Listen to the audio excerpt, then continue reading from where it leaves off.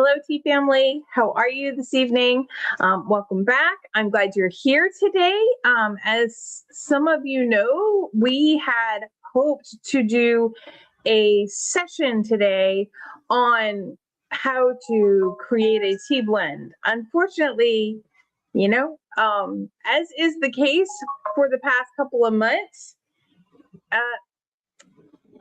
our plans didn't go quite how they were supposed to. We were supposed to be away for 4 days, and it's going to be a little bit longer than 4 days. So I do want to say that we're changing things up a little bit. And I thought since I was traveling, this would be a great time to talk about tea and traveling and different things like that. But, the one thing that didn't change this week is that we still get the chance to be together today and chat with each other. So say hello into the chat or comments. Let us know you are here.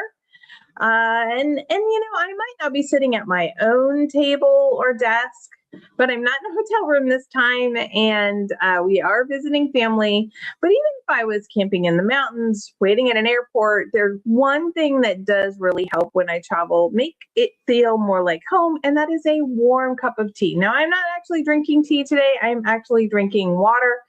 It is pretty hot where we are. So I'm drinking water tonight, but that kind of got me thinking, what are some of the reasons why so many of us really love tea? I don't think it's just the fact that tea is absolutely delicious. I think there's a little bit more to that. I think there's something that tea represents for all of us too. So we'll talk about that in a minute, but I'd love to hear from you today. So again, say hello in the chat or the comments, depending on which platform you're using. And as always, if you have any questions along the way, feel free to put them in there as well. I love to answer your questions. You don't have to wait for our monthly Q&A. And my handy dandy assistant is over there this time. Oh. And he will help me keep track of the comments so that we know what's going on. So, all right, big question. Do you travel with your tea? Well, I would say most of the time when I plan ahead, yes, I do. I travel with tea and I pick up my flavors that I'm going to want. Sometimes I want and now it's not going to be a surprise for anyone, but definitely my serene sunrise for the morning. But sometimes I'll pick out a different tea for the afternoon or the evenings or caffeine-free blend. Depends on what my mood is. So maybe you pack your favorite loose leaf tea in an infuser, or you put it in reusable tea bags or something on that item. Maybe you're like me and you can't imagine going on vacation without your favorite tea. But what about your favorite mug? Do you bring your favorite mug with you? Sure. Hey, Stephanie. Stephanie's also drinking water. Yes. Heat wave. It is almost the 4th of July. Anybody ready for the 4th of July on Thursday? I think it gets celebrated on Friday. It's next Wednesday, Saturday. Sorry. My days are a little messed up, everybody. I just need a little forgiveness, but all right. So, have you gone on vacation and never thought to even think about bringing your tea? It's just something you enjoy at home, but when you go on vacation, you don't necessarily. Let us know. It's kind of interesting. So I don't necessarily bring my favorite mug, but I do tend to bring like a travel mug. Yes, it is purple. It is not my ultimate favorite, but this was the one that was really clean and ready to go. And my favorite one is glass. And since I was getting on an airplane, I figured this would be better. This has a different kind of liner in it. And my ceramic was a little bit too big for travel. So, but I typically will bring tea, and I will bring a travel tea tumbler so that I can have it in the morning and go. And then we will make way to wash this out at night. And Stephanie says she has brought her own loose leaf tea bags and a travel tea maker. I typically will also do those things unless I think I'm only going to be gone for 4 days, and then I talk myself out of bringing my own electric tea kettle that's travel and it packs down. But I was like, we're only going to be gone 4 days. And again, as I said, nothing has happened as we thought it was going to happen so far this spring into summer. So, it is what it is. But I like to think ahead. I like to bring things. So And I think each tea lover reaches a point where they realize tea isn't just something you drink. It's something you experience. It's something think about it. When someone is sick, a lot of times it's tea and toast. When we are stressed, we want to have a cup of tea to calm down. When somebody has really exciting news, we celebrate with tea. When we just need to think about something, a lot of times we'll reach for a cup of tea. Comfort, I reach for tea. Tea is just this wonderful way of slowing us down. The world is telling us to hurry, but tea quietly says, stay a while, rest for a second. And I really do love that, especially since so many times I am not on vacation at this point either, but so many times, even when we were on vacation, when our kids were little especially, we would try and pack so much into just a few days. Oh, well, we're only going to be there for a short time, and if we were visiting family, well, then we've got to make sure we see this person, this person, this person, this person. And it became a worse schedule. We needed to go home just to relax from our vacation. And I think it's because we're trying to pack so many things in. And that's one of the reasons why I really do enjoy, because it reminds me, take a second, take a moment, relax. So, okay. Now, I do want to talk about traveling with tea. So I would say I do really like infusers. This one is great because I can use it for all different sizes. But this makes it really easy if you plan advance, if you're going to be gone for a long period of time. Or you think you're only going to be gone 4 days and then you're going to be gone for a couple of weeks. And you have to order in your own supplies. It's only happened to me a couple of times so far this spring. I didn't bring tea and I ended up having to order the ingredients and put it together myself, which I did do again. But I really do like the infuser. If I'm already washing out my travel tea paraphernalia, it's really easy to wash this as well, and then easy to get the 3. The other thing that I will do when I think I'm only going to be gone a day or 2 is I will get an airtight container like this Tupperware container, and I will create the tea bag in advance. And so I will stuff these at home. I will weigh them out. I will make sure I have everything ready to go. I will tell you a secret though. I will not mix my flavors. I will put like all Serene Sunrise in here, and then I will seal it up. And then I will get another one if I wanted, say, Lemon Zinger or Harmony or Summer Butterfly. Each scent would get its own little container. And the reason for that is I don't want to mix my fragrances. I don't want them to start to melt. So, and that just makes it easy, because then even if you didn't bring your own cup, there's typically cups as you travel. If you're in a camper, you're going to have your own mugs. If you're at a hotel, they typically give you what my husband will call the baby cups, the little kid cups. He's always going for a big cup of coffee in the morning, and then they give him the little 6 ounce to 8 ounce cups, and he's like, this is a kid cup. I need like 5 of these, Right. Technically only uses 2 or 3, but still, you get the idea. But this is easier because if you figure the size, you can pre-do it, and then it's just a matter of pop it open, enjoy your tea, brew it multiple times as needed, and then it's super easy. These are biodegradable, the ones that I use, and so I don't feel bad about tossing them as I go along. And again, little things of comfort as you travel.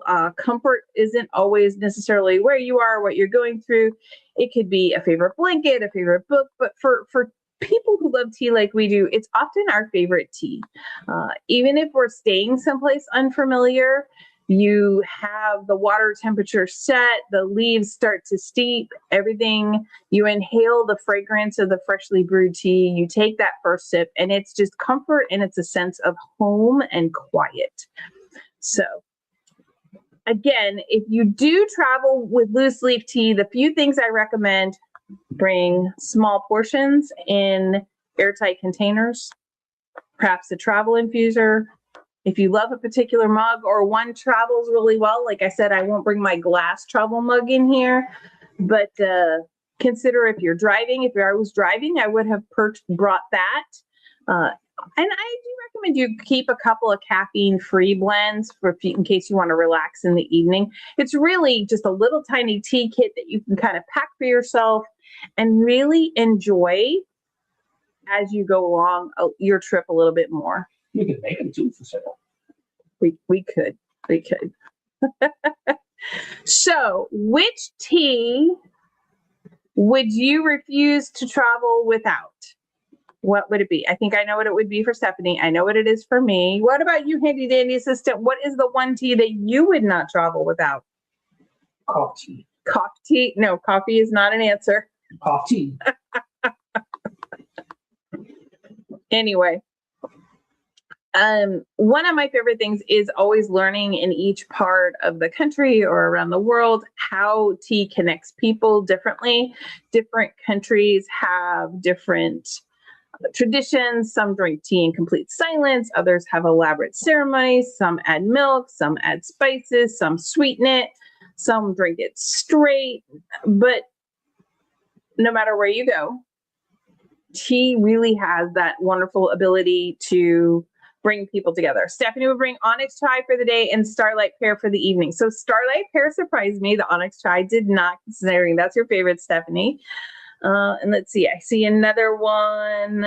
Emerald Garden. I can understand that. It's going to have a little bit of caffeine and then really good iced. That's great.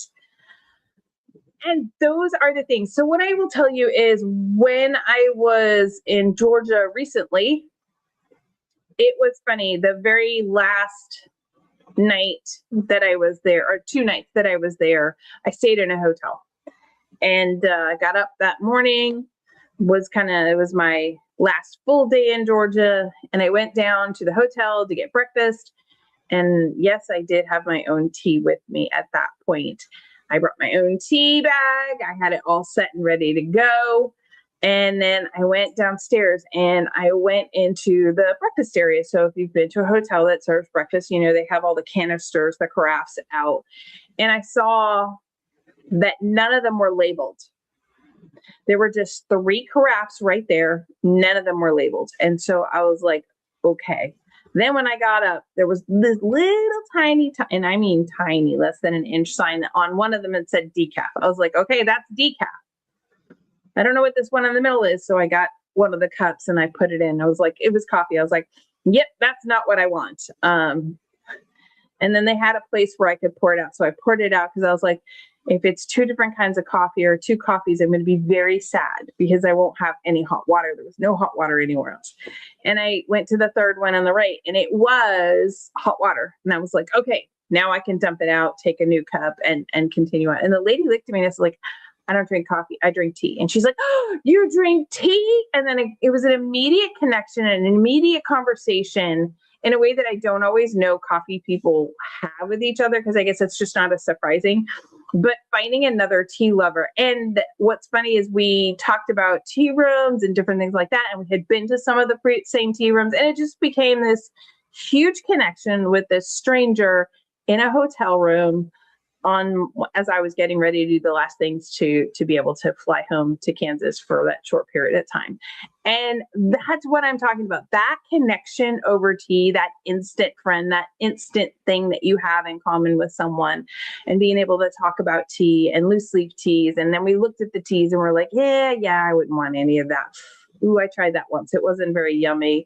And then both of us loving loose leaf teas and different things like that. It became this huge connection in a hotel where I was completely by myself, where then all of a sudden I had a member of my tea family were there with me, and it means sometimes just it expands and brings joy to your day. So that's one of the things I really enjoy about traveling and having my tea.